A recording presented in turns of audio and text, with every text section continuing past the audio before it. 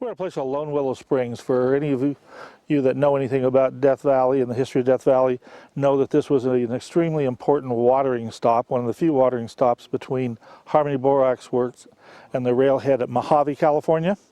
This was the first water stop out of Death Valley, the last water stop going into Death Valley on the return trip. This Lone Willow Spring obviously has water. You can see water here today, but the water was piped about 2 miles down to Panamint Valley, where they set up water tanks so they'd have consistent water flow. Gravity, of course, fed it in 2-inch pipes down to what they called at the time a service station, just like we know of a gasoline station as a service station. The 20 Mule Team folks called their places they got supplies as service stations also. And then also throughout the area are numerous hole and cap cans that were manufactured between 1883 and 1888, the same time that the 20 Mule Team route was in operation.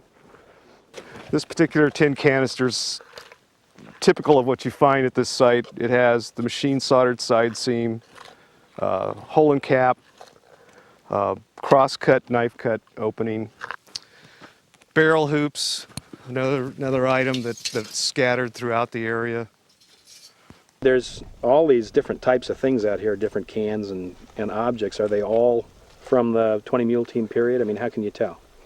Well, for instance, this one that you're holding has, well, it's a hole and cap can. It's got the solder top and the little hole. Now they sealed that up when they finished the canning process? Right. And what they usually seal it with? Solder. Okay.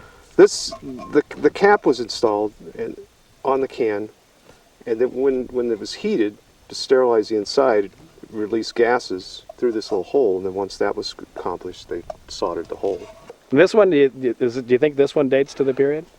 This one definitely would date to the time period of the 20 Mule Team because of a lap seam with solder that's applied by a machine to finish off this edge, whereas this one is rolled and crimped.